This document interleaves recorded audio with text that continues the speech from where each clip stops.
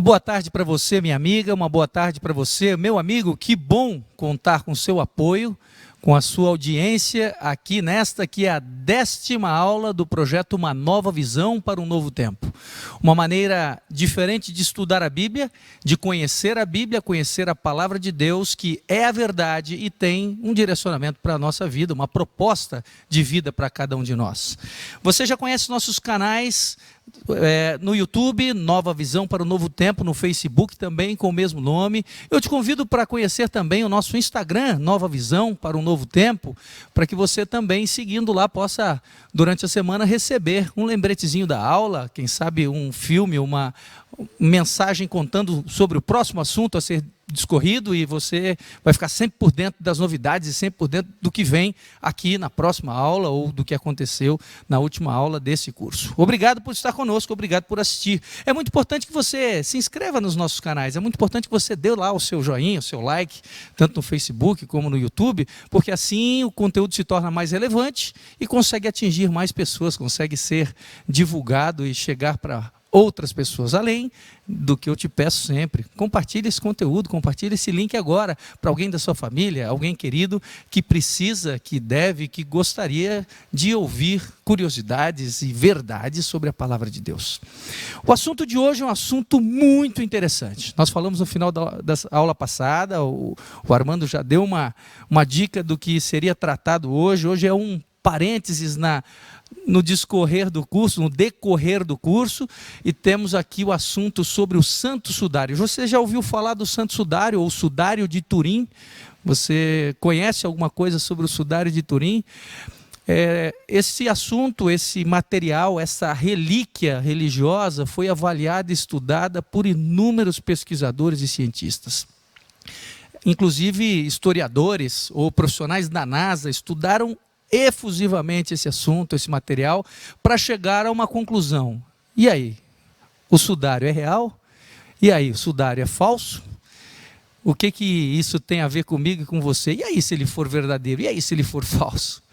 Nós vamos estudar um pouquinho desse assunto. Eu, particularmente, já assisti essa palestra por 2 vezes e vou ficar aqui no primeiro banco para assistir pela 3ª vez. É uma coisa maravilhosa. Fica ligadinho aí, vai começar já o assunto sobre o Santo Sudário ou Sudário de Turim. O que é isso? O que isso faz diferença na minha vida e na sua vida? Vamos conhecer o grande personagem por trás desse Sudário de Turim também. E como sempre fazemos para estudar a Bíblia, os assuntos que temos visto a cada semana, nós dirigimos uma prece, uma oração, pedindo a presença de Deus e o entendimento do Espírito Santo. Eu te convido agora a orar. Querido Deus, obrigado, Senhor, pelas verdades que o Senhor nos apresenta. Obrigado por Tua palavra, que revela o Senhor a nós, revela o Teu caráter, e em especial revela a Tua vontade para cada um de nós.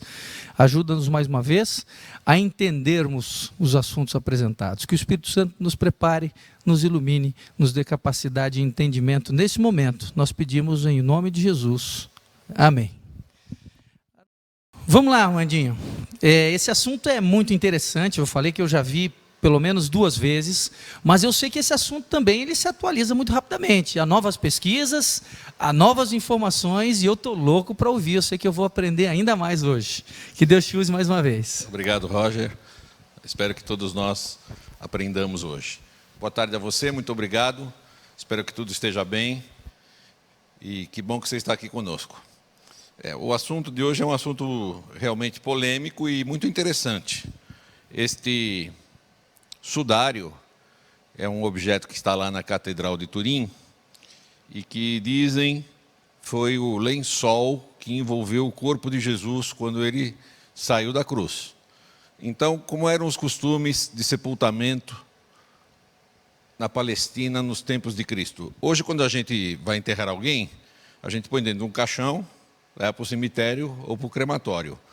Lá não era assim, porque, primeiro, terreno pedregoso, não tinha muito espaço para fazer cemitério, não tinha muita madeira para fazer caixão.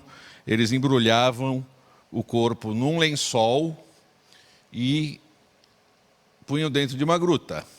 Então, nós temos aqui, não sei se dá para dar um zoom aqui na tela,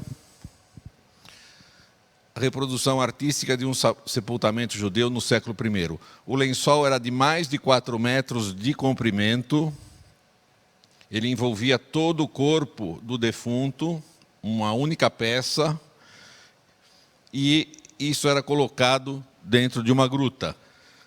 Há um desses na Catedral de Turim, ele tem a espessura de 34 milímetros, é muito fininho, tá? E foi fiado à mão, com um material rico e fino. E isso é exposto ao público de vez em quando. Como é que é a história do sudário? Eu quero ler com vocês, se você tiver sua Bíblia, por favor, me acompanhe. No Evangelho de Mateus, no capítulo 27. Eu vou ler os versos 57 até o 61. Após Jesus já ter morrido na cruz. Verso 57. E vinda já a tarde, chegou um homem rico de Arimateia, por nome José, que também era discípulo de Jesus. Este foi ter com Pilatos e pediu-lhe o corpo de Jesus. Então Pilatos mandou que o corpo lhe fosse dado. E José, tomando o corpo, envolveu-o num fino e limpo lençol e o pôs no seu sepulcro novo, que havia aberto em rocha, e rodando uma grande pedra para a porta do sepulcro, foi-se. E estavam ali Maria Madalena e a outra Maria sentada defronte do sepulcro. Bem, existe na Bíblia, então, um sudário. E eu vou dizer uma coisa para vocês. Um homem chamado Nino, São Nino, ele relatou que Pedro guardou esse lençol.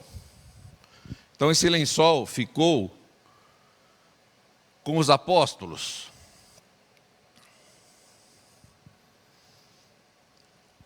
Em 1353, eu já dei um pulo de um século, quase um século e meio, porque o intervalo dessa história eu vou contar depois, tá?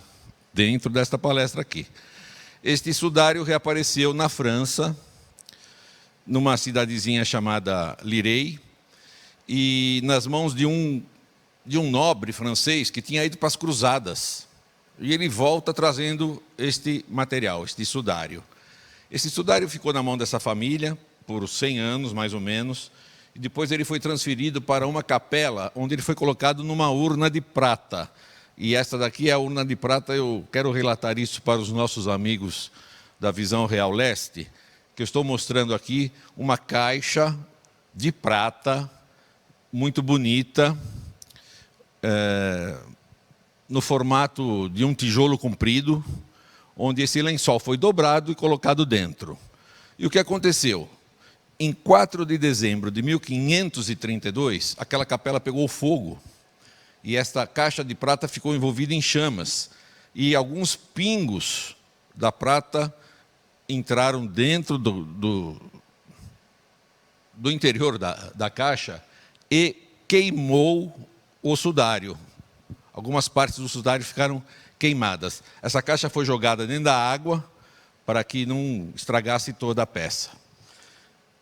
A partir daí, não se perdeu mais o contato com este lençol. Tenho aqui na tela um mapa da Europa, onde nós temos a cidade de Jerusalém, uma cidade aqui chamada Edessa, na Turquia, Constantinopla. Tudo isto é mais ou menos o roteiro que o sudário fez até chegar lá na França. Então, rememorando, de 1353 para frente, não se perdeu mais o vestígio deste sudário. Isso é importante a gente guardar essa informação, porque uma das polêmicas é que esse sudário foi construído, foi fabricado nessa época, não é? E nós vamos dar aqui alguns subsídios para que você tire a sua própria conclusão, tá? Final do século XIX, o sudário já está na Catedral de Turim, e um fotógrafo chamado Secondo Pia, que é este camarada aqui que está na tela, ele foi tirar uma foto do sudário. Os donos do sudário era a família real da Itália, a família de Saboia, permitiram que o sudário fosse fotografado pela primeira vez. E eu tenho que explicar um negócio para os mais jovens hoje. Você sabe o que é negativo? Porque hoje, quando se tira uma foto, não tem mais negativo, né? Então está aqui na tela uma máquina fotográfica, um rolo de filme, tá? Quando se tirava a foto, ela primeiro ficava impressa aqui neste filme, e depois do filme ela virava uma foto. Este filme tem uma característica: o que foi fotografado fica nele ao contrário, fica do lado avesso, fica no inverso, tá? Então eu estou mostrando aqui na tela um negativo e a sua foto. Então quem está vendo aqui esta mulher com a mão direita sobre a face direita, isso é um negativo, porque a foto ela está com a mão esquerda sobre sua face esquerda, tá? Por que eu estou dizendo isso? Porque o nosso amigo Secondo Pia, e agora eu vou mostrar, ele fotografou isto. E isto é o sudário de Turim. Tem a figura impressa de um homem de frente e de costas. Aqui ele está dividindo em duas partes, mas isso daqui é emendado, é uma peça só, tá, gente? Tem 4,30 metros de altura. Você vê nitidamente aqui a face de um homem, o seu peito, os braços cruzados, as pernas, seu joelho e a parte de trás da cabeça, os seus ombros, suas costas, suas pernas e várias marcas diferentes nesse sudário. Por que eu falei do negativo? Porque isto aqui é um negativo. Esta parte aqui, este lado aqui do homem, quando a gente olha, que lado é? É o lado esquerdo, mas não é. Porque isso daqui é assim, ó. Que lado é esse meu? Esse meu é o lado direito. Isso aqui é o lado direito do homem. Então a primeira pergunta que se faz do sudário é assim: como é que no século XIV, onde o pessoal diz que ele foi fabricado, já se conhecia esse conceito de negatividade? Porque a imagem está ao contrário, percebe?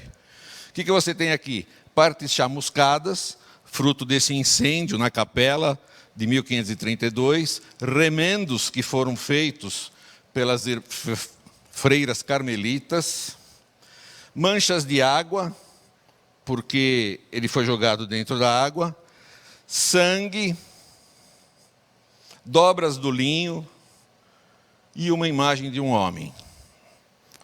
Tudo isso aqui está no sudário. Eu vou repetir.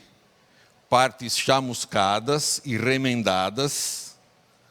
Você tem aqui e aqui. Claro, o sudário estava dobrado. Quando ele está dobrado, você faz um corte e quando você abre, tá certo? Manchas de água, manchas de sangue e muitos sinais de que esse homem sofreu flagelos. Que esse homem sofreu flagelos. Afinal de contas,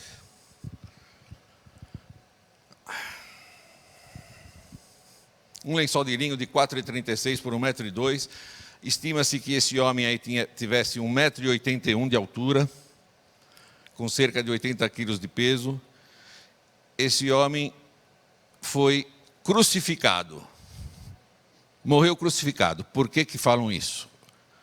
Anatomistas estudaram isto e o estômago deste homem está entumecido. Dá para ver aqui?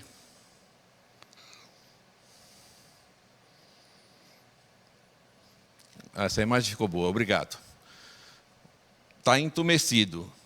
O que quer dizer isso? Está inchado. Esse camarada morreu asfixiado. Vocês sabem como é que morria um crucificado? O crucificado morria de falta de ar. Era uma execução muito cruel. Ele ficava pendurado, e aquela história de pôr um banquinho, aquilo lá é conversa de artista, tá? Não era assim que funcionava. Ele ia respirando enquanto ele tivesse forças para se erguer e respirar. Se erguer e respirar. Quando ele não tinha mais forças, ele parava de respirar. Então, um crucificado morria asfixiado, que é a causa-morte desse homem aqui. Percebam que ele tem uma chaga no pulso e não na palma da mão. E nós vamos já explicar por quê. Eu vou andar porque tem uma coisa para mostrar.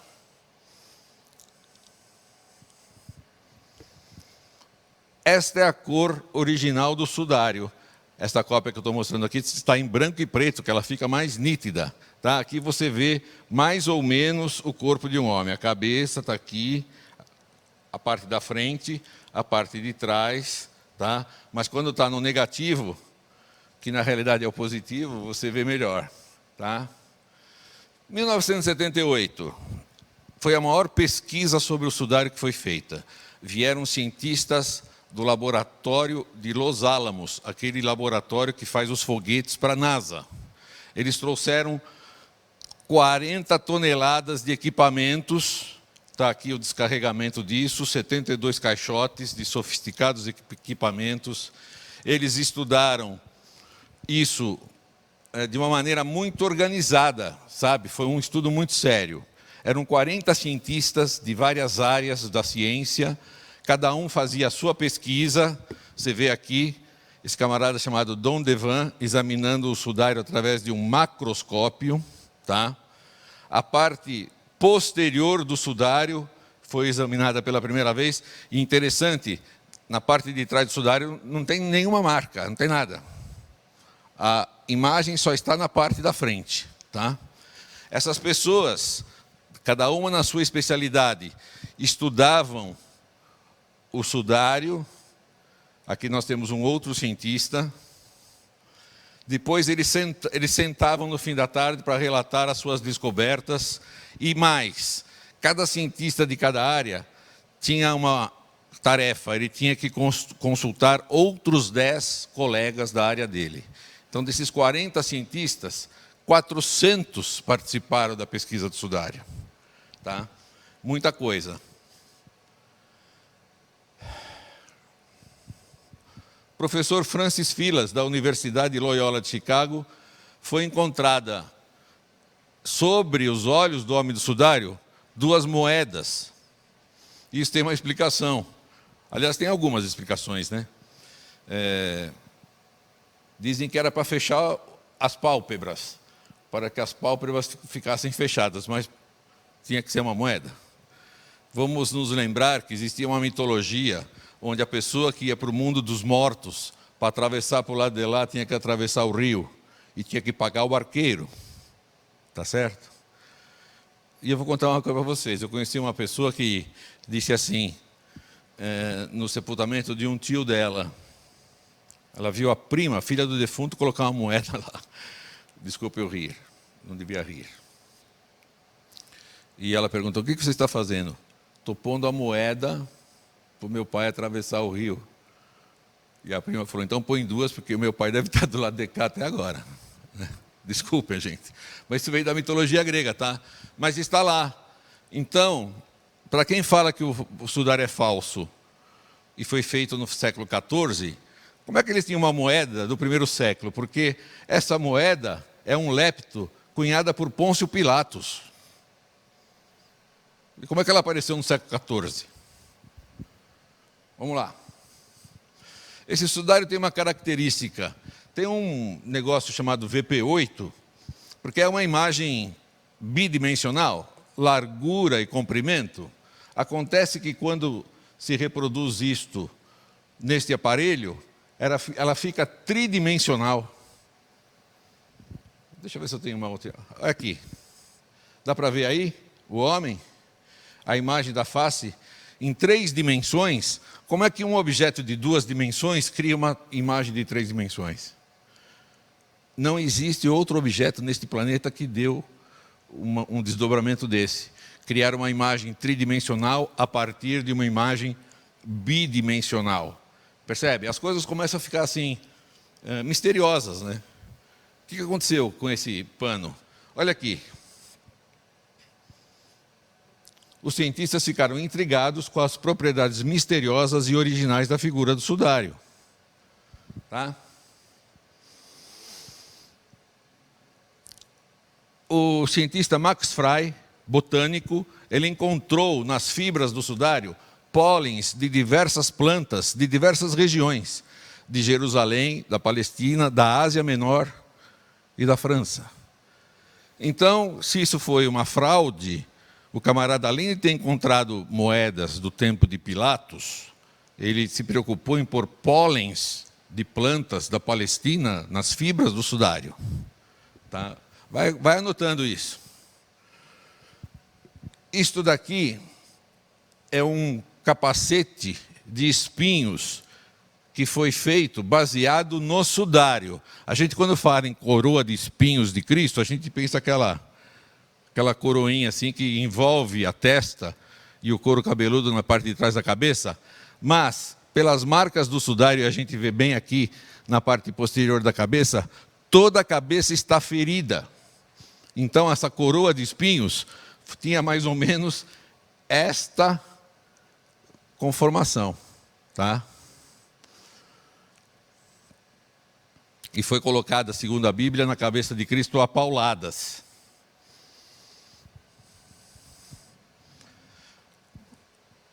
Dá para dar um zoom aqui? Mais, por favor, se der.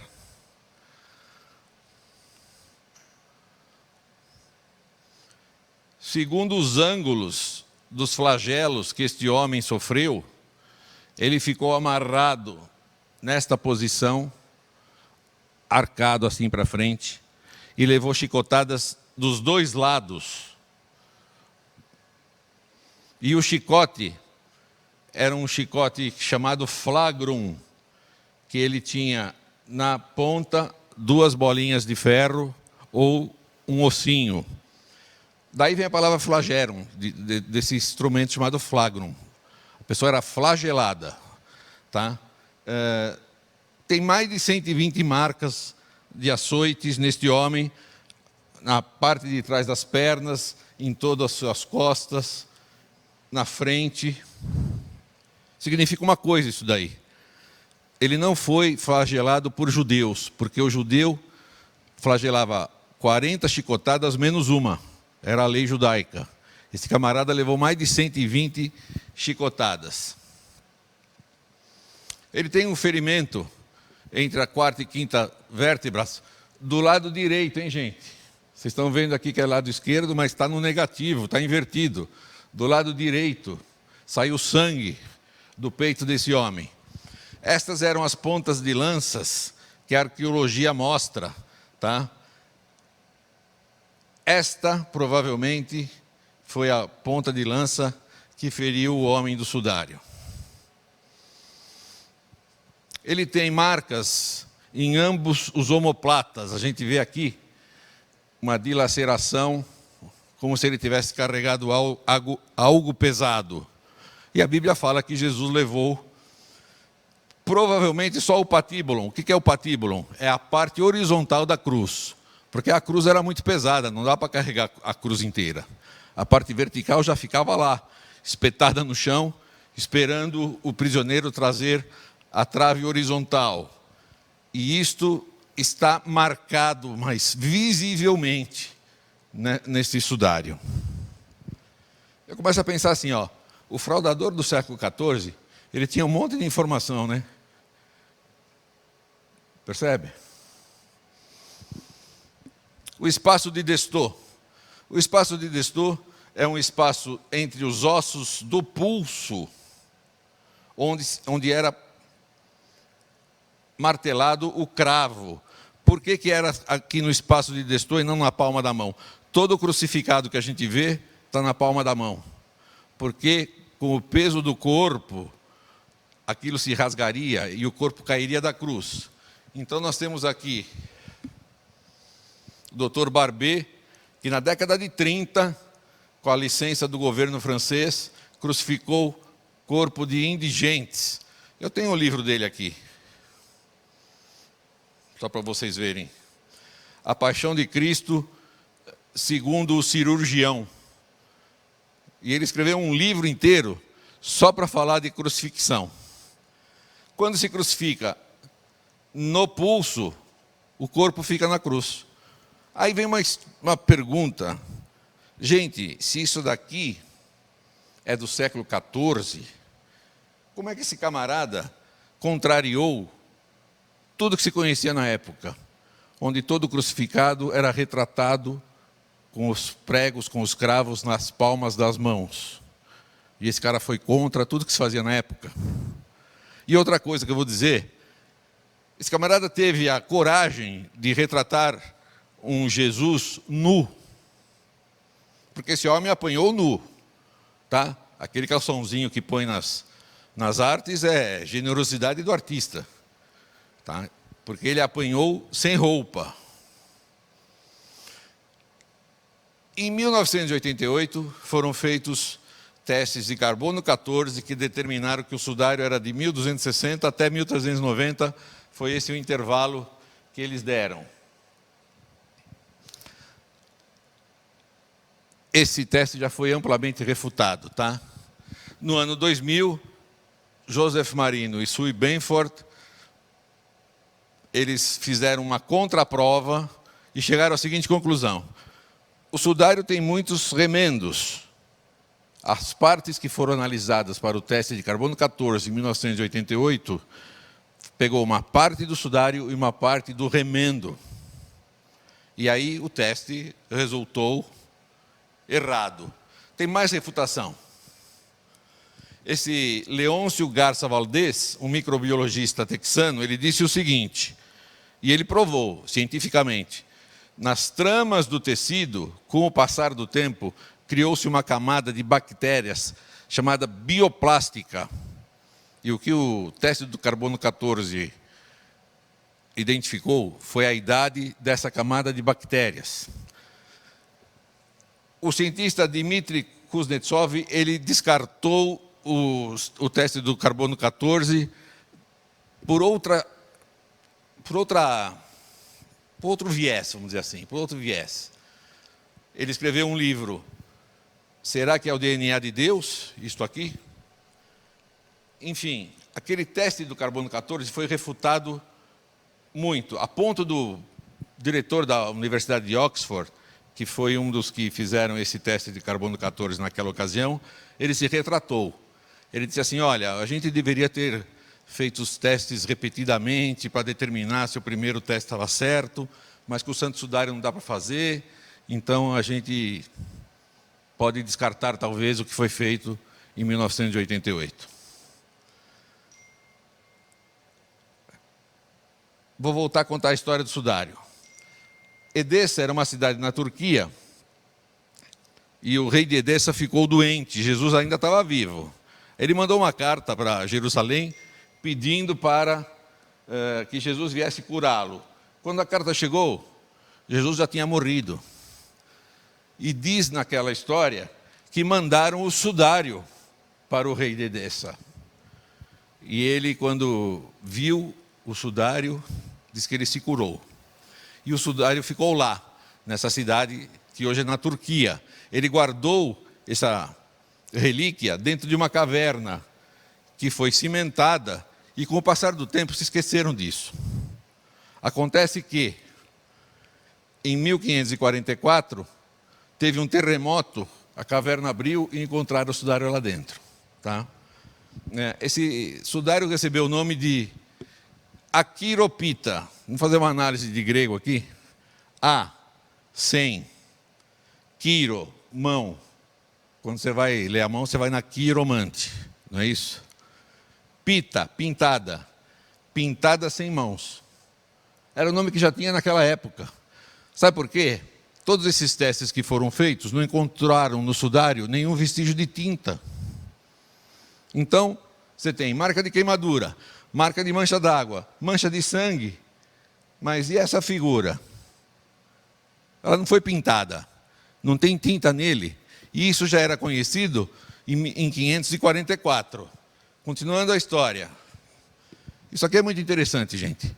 As imagens de Cristo no século V para trás eram de uma pessoa sem barba, tipo o rei Davi, né? Lembra do rei Davi? Olha aqui, ó. Imagem de Cristo, isso aqui está no mosaico do século V, em Ravenna, na Itália. Olha o Cristo como era, sem barba. Aí, em 544, se encontra o sudário na cidade de Edessa. Como é que passam a ser as figuras de Cristo a partir daquela época? Assim, igualzinho ao sudário. Isso aqui é um Cristo entronizado do século VI. Olha essa daqui, parecidíssima com o sudário. Cristo Pantocrátor, mural do século XII. Então, eu fico pensando assim, antes de se reencontrar o sudário, as imagens de Cristo eram um homem sem barba, bonito, sem barba, né? Eu sou feio porque eu estou de barba. A partir do momento que encontraram o sudário, as imagens mudam e ficam muito parecidas com o sudário. Muito parecidas com o sudário. Ah, e aquela história de Verônica? Já ouviu falar da tradição de Verônica? Que dizem que quando Jesus estava indo para a cruz, uma mulher chegou lá, toda com pena dele, pôs um pano na cara para enxugar o suor e as manchas de sangue, e ficou estampado nesse lenço dessa mulher uma imagem. Isso daí não existe, a Bíblia não conta essa história. Na realidade, o que se pensa é que Verônica vem do termo vera ícone, a verdadeira imagem de Jesus, que é o sudário. Tá? Muito bem. Século VIII. Temos no século X uma história que se passou no século VIII, que se conta a história do sudário. E diz assim, está numa universidade lá nos Países Baixos. Quem o contempla, viu o Senhor como quem o tenha visto na terra. Então, o que eu estou querendo mostrar aqui? Relatos históricos de documentos que existem, estão guardados aí nos museus, nas universidades, contando a história do sudário, antes do século XIV. Percebe? O imperador Romanos Decapenos, que reinou até 944, levou o sudário para Constantinopla, porque ele achava que aquilo era uma relíquia mágica, que ele ia ficar sempre em proteção se ele conservasse o sudário em Constantinopla. Moedas daquela época, a figura é igualzinha à figura do sudário. Então, percebe que a história conta por onde o sudário passou em várias ocasiões, né? Questões judaicas.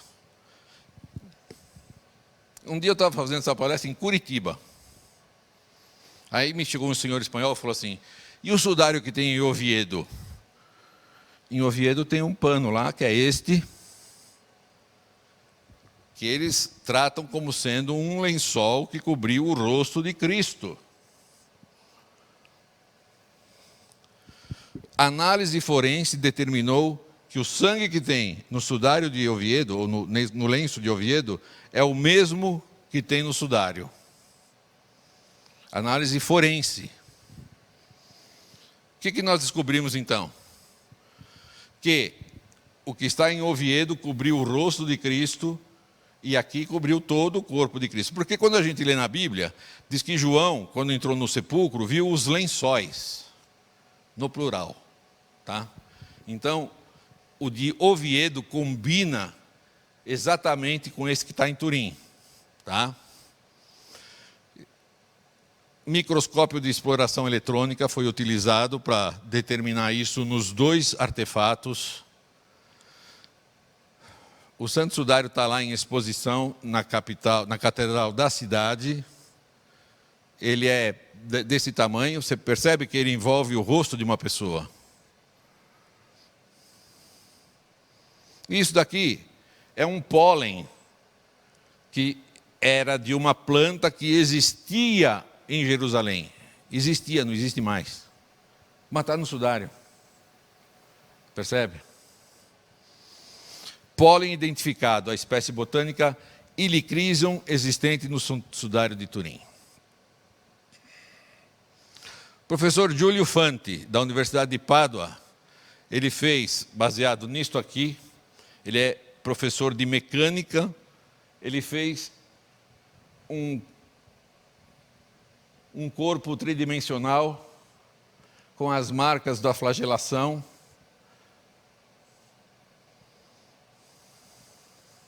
Olha o que esse homem sofreu.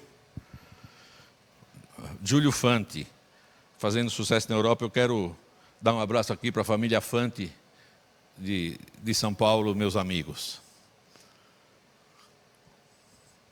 Para ser fraude da era medieval, a pessoa tinha que encontrar um linho do primeiro século, do tamanho certo. Tinha que colocar nele pólens de várias partes do mundo. Tinha que saber que existia a negatividade. Deveria ter a coragem de colocar um Cristo nu. Saber que a crucifixão se fazia nos pulsos e não na mão.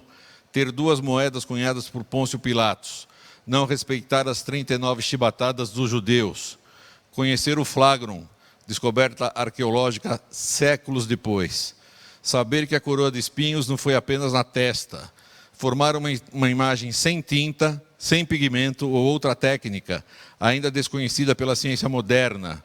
Dar um jeitinho de colocar manchas de sangue e um soro invisível ao redor da mancha de sangue do peito.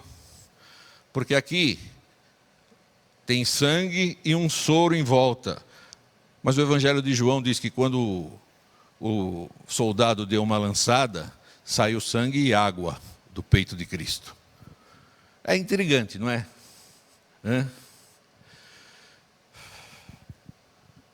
A Bíblia e o sudário, vamos comparar? Este homem é um homem judeu que não foi sepultado como judeu. Por que ele não foi sepultado como judeu? Ele deveria estar limpo, tinha que ter sido feito nele, tirado todos os pelos, mas a Bíblia fala que não deu tempo de fazer isso, porque ele morreu no pôr do sol da sexta-feira e deixaram para fazer isso no domingo. Só que quando chegaram lá no domingo, ele não estava mais. Então, ele foi um judeu que não foi sepultado completamente como um judeu. Ele foi açoitado por romanos, porque judeus só dariam 39 chibatadas nele. Ele carregou um objeto pesado sobre os ombros. As marcas estão ali. Ele foi espancado na face e na cabeça. Aqui tem um inchaço, gente. Dá para ver aqui, ó. Está inchado e a boca desse homem também está inchada. Esse negócio preto que você vê aqui é tudo sangue. Teve parte da barba arrancada. Isso está em Isaías 56. A parte da barba arrancada está aqui.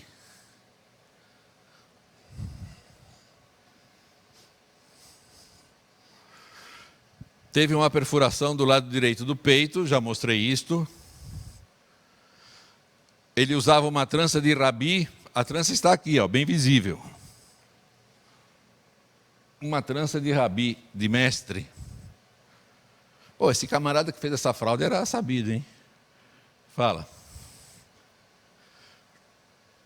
Ele foi poupado de ter as pernas quebradas. Por que os soldados quebravam as pernas dos executados? Para que ele morresse mais depressa.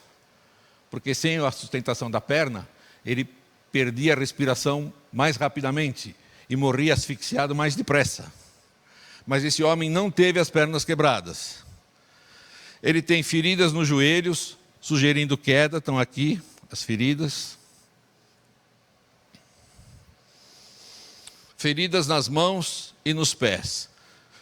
Tem a ferida aqui, aqui o sangue que escorreu quando ele estava crucificado, tá? E feridas nos pés, a gente vê aqui e vê mais aqui na parte de trás do pé. Tá bem?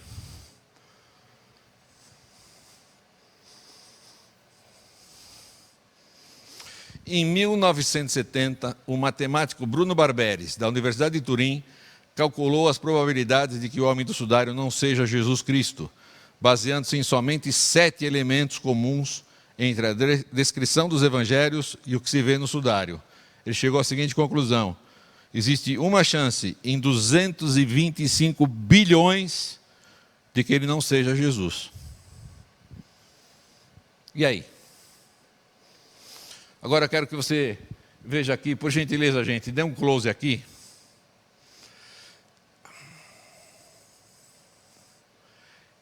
Este é um crucifixo feito, baseado no sudário, inclusive nos ângulos onde o sangue escorreu nos braços do homem aqui, tá vendo? Um braço ficou assim, o outro assim.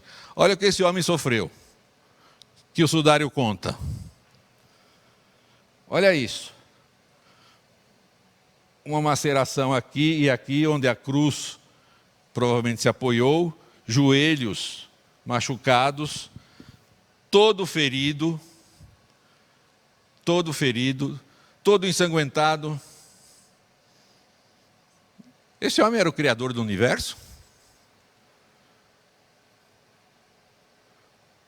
Ele tinha que sofrer tudo isso?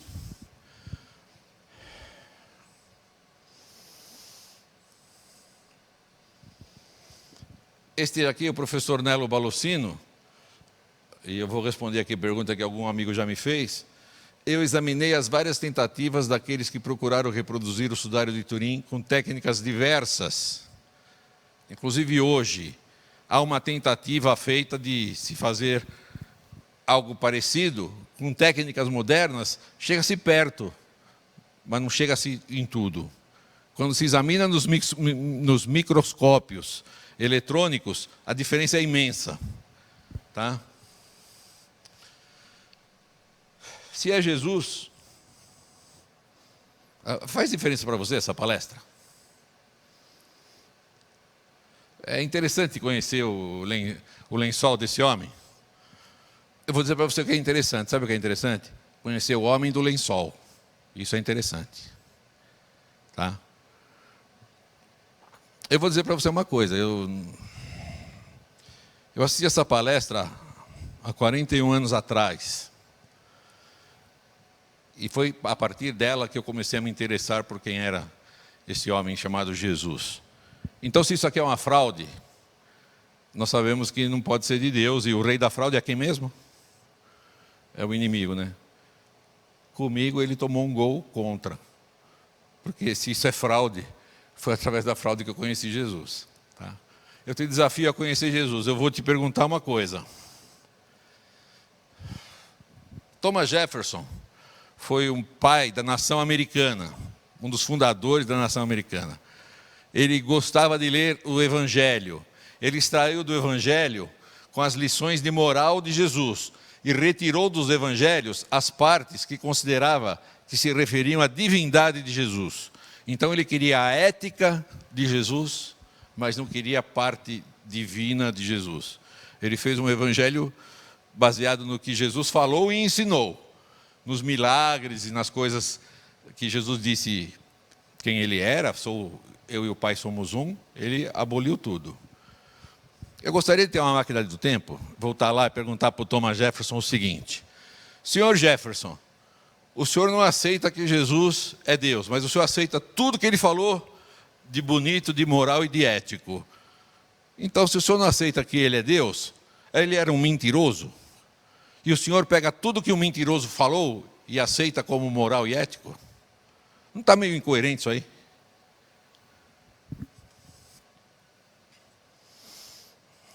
Jefferson não respondeu a uma questão óbvia. Se Jesus afirmou ser Deus, e isso é uma mentira, ele não poderia ter sido um bom professor de moral. Sim ou não? Conhece esse camarada aqui?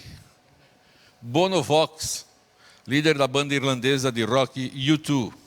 E o Bono Vox é um cara inteligente. Quando Jesus falou, eu e o Pai somos um, e Bono Vox aprendeu isso, ele disse o seguinte: assim, o que lhe resta é que Cristo era quem ele dizia ser, ou era totalmente louco. Um cara diz que é Deus. Eu não estou brincando. A ideia de que toda a história da civilização, em mais da metade do planeta, foi completamente alterada por um lunático, para mim não pode ser verdade. Simples assim. Bono Vox, hein? E ele disse mais.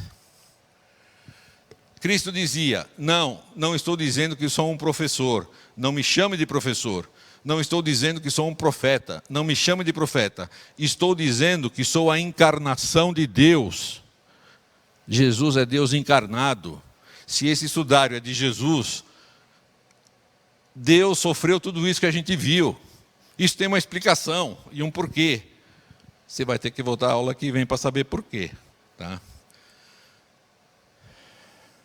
Se Cristo é Deus que visitou a terra em forma humana, espera-se que ele esteja vivo atualmente. As testemunhas de Jesus falaram e agiram como se acreditassem que ele se ergueu dos mortos. Se eles estivessem errados, o cristianismo está baseado em uma mentira. Mas se estivessem certos, tal milagre confirmaria tudo o que Jesus disse sobre Ele mesmo. Eu sou Deus, e igual a mim não há outro. Eu dou minha vida porque eu preciso da minha vida para que você tenha vida. Tá? Isso é muito legal. A pergunta que não foi respondida até hoje.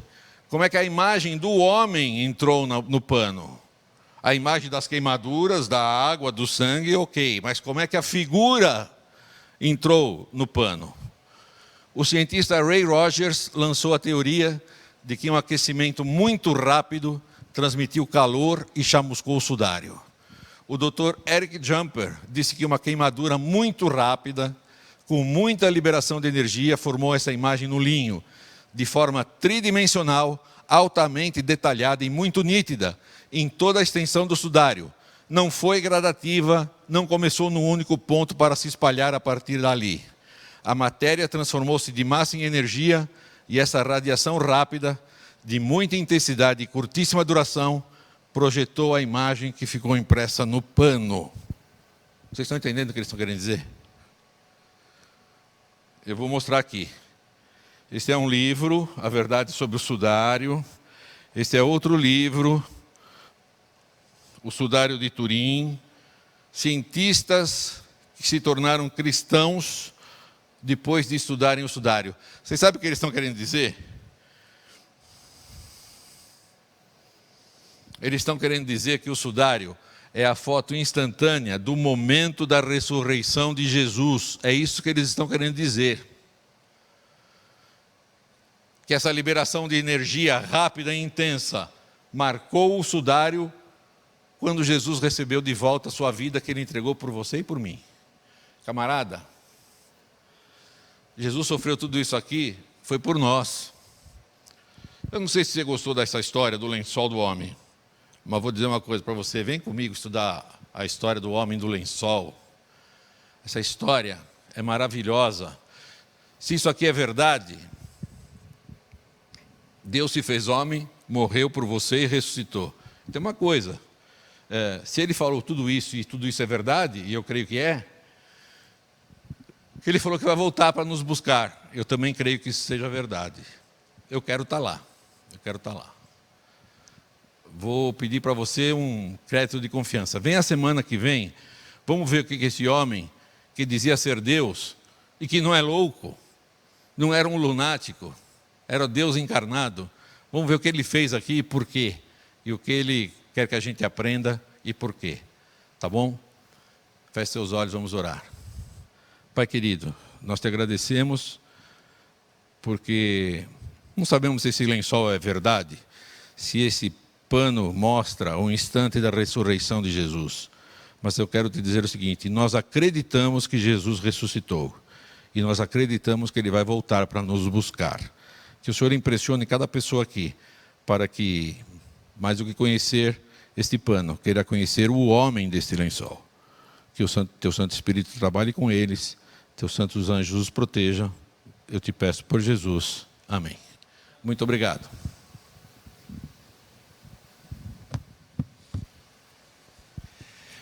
Eu tenho uma novidade para você agora. Além de toda essa informação que você recebeu aqui, você vai ter lá no nosso canal de YouTube um vídeo extra, que foi produzida pela Associação Brasileira do Santo Sudário, na pessoa do Dr. Brancato. Agradecemos a família do Dr. Brancato Júnior, por ceder esse material para nós. Nós vamos colocar, além das 10 aulas que você já tem lá, essa 10ª aula, você vai ter também acesso a este material exclusivo, uma palestra rapidinha de 20 minutos sobre o sudário também, com ainda outras informações e curiosidades. Nós estamos disponibilizando uma playlist com 10 aulas na sequência, as 10 primeiras aulas até aqui, com essa primeira etapa do nosso curso, e você pode, num clique só, num acesso só, num link só, assistir e maratonar as nossas palestras até aqui. Quem sabe uma boa ideia para você rever as aulas, ou quem sabe ver alguma que você tenha perdido, ou mesmo passar um link para os seus amigos. Muito obrigado por mais uma vez contar com a sua presença. Que Deus te abençoe. Aquele abraço.